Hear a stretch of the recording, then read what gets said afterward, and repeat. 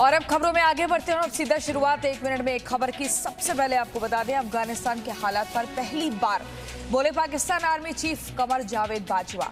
कहा, पाकिस्तान अफगानिस्तान में एक स्थिर सरकार चाहता है। तो वहीं तालिबान के प्रवक्ता ने कहा कि चाहे पाकिस्तान हो या कोई और देश, अफगानिस्तान में उसका दखल बर्दाश्त नहीं किया जाएगा। अफगानिस्तान पर तालिबान के कब्जे के बाद अफगानिस्तान के हालात पर पहली बार बोले पाकिस्तान के army chief general Qamar Javed Bajwa. कहा कि पाकिस्तान अफगानिस्तान में एक समावेशी सरकार चाहता है जो सभी के अधिकारों का सम्मान करे। हम ये भी तवक्को करते हैं कि अफगानिस्तान में एक मुस्तहकम और तमाम फरीकैन के नुमाइंदा हुकूमत कायम हो, इंसानी हकूक बेशमूल खवातीन के हकूक का एहतराम किया जाए। इसके साथ साथ बाजवा ने एक बार फिर से कश्मीर राग भी छेड़ा। मैं ये वाज़ेह कर देना चाहता हूँ कि पाकिस्तान और हिंदुस्तान के ताल्लुकात के दरमियान कश्मीर का मसला कलीदी हैसियत रखता है। हम हर सतह पे अपने कश्मीरी भाइयों की सियासी, इखलाकी और सफारती हमायत जारी रखेंगे। हालांकि तालिबान ने साफ किया है कि अफगानिस्तान में किसी भी दूसरे देश की दखल बर्दाश्त नहीं की जाएगी, चाहे वो पाकिस्तान ही क्यों ना हो। लेकिन तालिबान और पाकिस्तान का ये संगठन नापाक है और इसके सबूत पंजशीर में मिले हैं, जिसे लेकर भारत पूरी तरह से सावधान है। पंजशीर में तालिबान के साथ पाकिस्तान का कनेक्शन सामने आने के बाद अफगानिस्तान की आवाम ने काबुल, मज़ार शरीफ और दायकुंदी प्रांत में पाकिस्तान के खिलाफ प्रदर्शन किया। पंजशीर में पाकिस्तान का कनेक्शन सामने आने के बाद अब अफगानिस्तान के लोगों ने पाकिस्तान के खिलाफ मोर्चा खोल दिया है। अफगानिस्तान की राजधानी काबुल से लेकर मज़ार शरीफ, दायकुंदी प्रांत तक लोगों ने पाकिस्तान के खिलाफ प्रदर्शन किया और पाकिस्तान के खिलाफ नारेबाजी की। तो वहीं पंजशीर में कब्जे को लेकर चल रही जंग के बीच अब एनआरएफ की कमान अमरुल्लाह साले ने संभाल ली है और पहाड़ी इलाकों में एक खास रणनीति के तहत तालिबान के लड़ाकों को घेर कर उन पर हमला कर रहे हैं।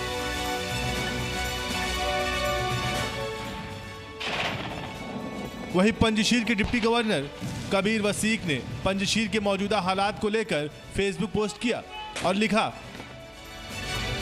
कि वर्तमान में पंजशीर और अंदराब में तालिबान और एनआरएफ के बीच अब भी लड़ाई चल रही है और लड़ाई में तालिबान को भारी नुकसान हुआ है। अफगानिस्तान को लेकर प्रधानमंत्री मोदी ने की हाई लेवल बैठक। सूत्रों के मुताबिक बैठक में गृह मंत्री, रक्षा मंत्री, वित्त मंत्री, विदेश मंत्री और एनएसए शामिल हुए। अफगानिस्तान, पाकिस्तान और कश्मीर मुद्दे पर हुई गंभीर चर्चा।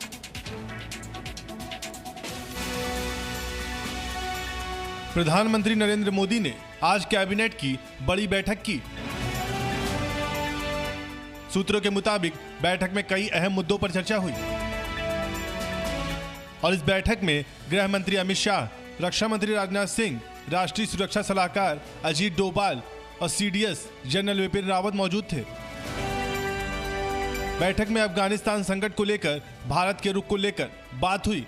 इससे पहले अफगानिस्तान मुद्दे पर सर्वदलीय बैठक हुई थी, लेकिन उस बैठक में अफगानिस्तान में फंसे भारतीयों को निकालने पर चर्चा हुई थी। सूत्रों के मुताबिक मीटिंग में इस बात को लेकर चर्चा हुई कि अफगानिस्तान संकट से जम्मू कश्मीर में क्या परिस्थितियां बन सकती हैं और तालिबान सरकार के साथ भारत सरकार का क्या रुख रहना चाहिए, इस पर भी बैठक में चर्चा की गई। बैठक में अफगानिस्तान में पाकिस्तान के हस्तक्षेप को लेकर भी चिंता जताई गई। ब्रिटेन के पूर्व प्रधानमंत्री टोनी ब्लेयर ने जैविक हथियारों को लेकर चेतावनी देते हुए कहा, जैविक हथियारों के हमले के लिए हमें तैयार रहना चाहिए। साथ ही साथ टोनी ब्लेयर ने कहा कि चरमपंथी इस्लाम के खतरे को भी अनदेखा नहीं कर सकते। ब्रिटेन के पूर्व प्रधानमंत्री टोनी ब्लेयर ने इस्लामाबाद को दुनिया के लिए सबसे बड़ा खतरा बताया है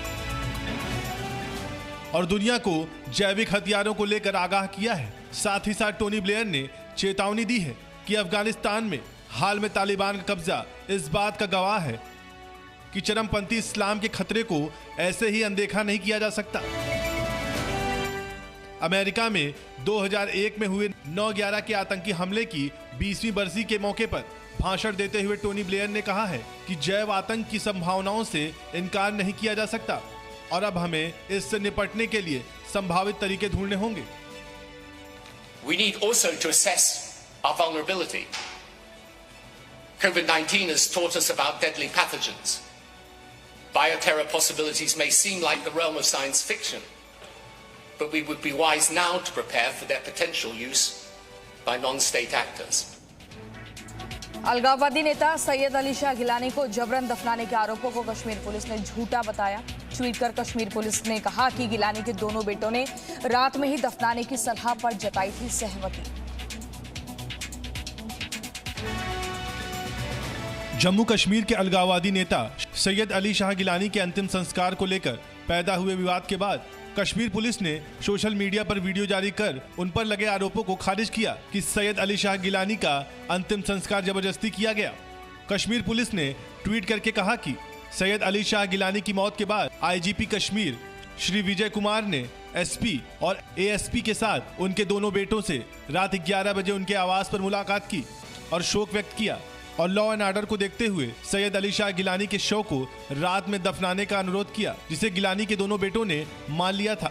इससे पहले सैयद अली शाह गिलानी के अंतिम संस्कार को लेकर पीडीपी अध्यक्ष महबूबा मुफ्ती ने केंद्र सरकार पर निशाना साधते हुए कहा था कि कश्मीर को एक खुली जेल में बदलने के बाद अब मृतकों को भी नहीं बख्शा गया है।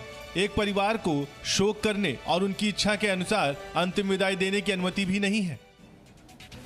आरएसएस प्रमुख मोहन भागवत ने बौद्धिक मुसलमानों से की अपील, कहा कट्टरपंथियों के विरुद्ध दृढ़ता से हो खड़े, साथ ही साथ हिंदुओं और मुसलमानों के पूर्वजों को एक बताया।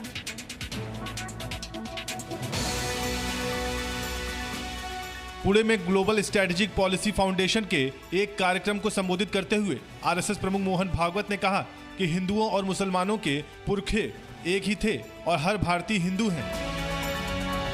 साथ ही साथ मोहन भागवत ने बौद्धिक मुसलमानों से अपील की, कहा कट्टरपंथियों के विरुद्ध दृढ़ता से खड़े हों और जब से इस्लाम भारत आया है तब से मुसलमान यही है। साथ ही साथ मोहन भागवत ने कहा कि जब से इस्लाम भारत आया है तब से यहाँ यही है, आज़ादी के बाद भी यही है। मुसलमानों को भारत में डरने की जरूरत नहीं है, लेकिन हमें मुसलमान वर्चस्व की नहीं बल्कि भारत के वर्चस्व की सोच रखनी होगी। जब से आए भारत में तब से यहाँ है, गया भारत स्वतंत्र होने के बाद गया नहीं गया। सब पदों पर मुसलमान जा सकते हैं, गए जाते हैं, ये वहां उत्पन्न कर दिया। प्रधानमंत्री नरेंद्र मोदी शिक्षक पर्व के दिन वीडियो कॉन्फ्रेंसिंग के जरिए उद्घाटन करते हुए और वहीं उत्तर प्रदेश में मुख्यमंत्री योगी आदित्यनाथ राष्ट्रीय पोषण माह 2021 शुभारंभ करेंगे और आंगनबाड़ी कार्यकर्तियों को सम्मानित करेंगे। प्रधानमंत्री नरेंद्र मोदी आज शिक्षक पर्व का उद्घाटन करेंगे और वीडियो कॉन्फ्रेंसिंग के जरिए इस सम्मेलन को संबोधित करेंगे। इस मौके के दौरान पीएम मोदी शिक्षा के क्षेत्र में कई महत्वपूर्ण पहलों का भी शुभारंभ करेंगे। प्रधानमंत्री भारतीय सांकेतिक भाषा शब्दकोश टॉकिंग बुक्स यानी नेत्रहीनों के लिए बनी ऑडियो किताब, स्कूल गुणवत्ता और सीबीएसई के असेसमेंट फ्रेमवर्क का भी शुभारंभ करेंगे। वहीं उत्तर प्रदेश के मुख्यमंत्री योगी आदित्यनाथ आज राष्ट्रीय पोषण माह 2021 का शुभारंभ करेंगे। साथ ही नवनिर्मित आंगनबाड़ी केंद्रों का भी उद्घाटन करेंगे।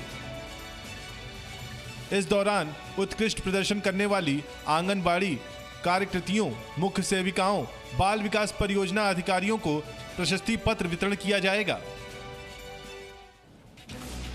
उत्तर प्रदेश में होने वाले आगामी विधानसभा चुनावों को लेकर सभी पार्टियां अपनी रणनीति बनाने में जुट गई हैं। आज एआईएमआईएम चीफ असदुद्दीन ओवैसी अयोध्या से करेंगे अपने यूपी दौरे की शुरुआत, तो लखनऊ में मायावती प्रबुद्ध वर्ग गोष्ठी को संबोधित करेंगे। उत्तर प्रदेश में 2022 में होने वाले आगामी विधानसभा चुनावों को लेकर राजनीतिक दलों ने अपनी सियासी जमीन तलाशना शुरू कर दिया है और इसी कड़ी में एआईएमआईएम चीफ असदुद्दीन ओवैसी ने आज अयोध्या से अपने 3 दिवसीय उत्तर प्रदेश दौरे की शुरुआत की है, जहां वो आज रुदौली कस्बे में वंचित शोषित सम्मेलन को संबोधित करेंगे। इसके बाद 8 सितंबर को असदुद्दीन ओवैसी का सुल्तानपुर में कार्यक्रम है। फिर दौरे के आखिरी दिन यानी 9 सितंबर को ओवैसी बाराबंकी जाएंगे। तो वहीं लखनऊ में बीएसपी प्रमुख मायावती आज 11 बजे प्रबुद्ध वर्ग गोष्ठी को संबोधित करेंगी। इस कार्यक्रम का आयोजन बीएसपी कार्यालय में होगा। बीएसपी के ब्राह्मण सम्मेलन के समापन के बाद बीएसपी प्रमुख मायावती की पहली बैठक है। बीएसपी ने प्रबुद्ध वर्ग गोष्ठी 23 जुलाई से शुरू की थी, जो आज मायावती के संबोधन के बाद समाप्त होगी।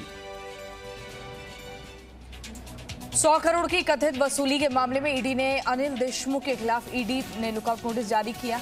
तो वहीं इसी मामले में आज परमवीर सिंह जस्टिस चांदीवल की कोर्ट में पेश होंगे।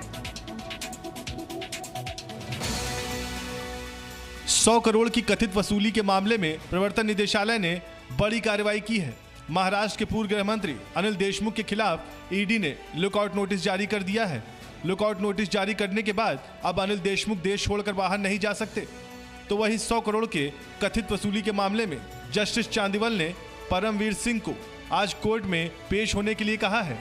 पिछली सुनवाई में संजीव पल्लांडे और कुंदन शिंदे के वकीलों ने परमवीर सिंह की अनुपस्थिति के खिलाफ शिकायत की थी, जिसके बाद परमवीर सिंह को सम्मन किया गया कि अगर वो आज जस्टिस चांदीवल के समक्ष हाजिर नहीं होते हैं तो परमवीर सिंह के खिलाफ अरेस्ट वारंट भी जारी किया जा सकता है।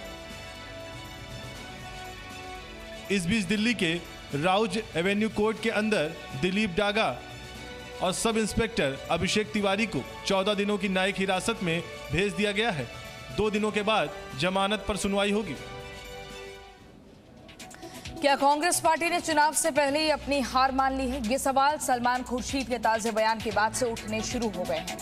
खुर्शीद ने अपने बयान में कहा, 2 सीट जीतने वाली पार्टी विपक्ष का नेतृत्व नहीं कर सकती।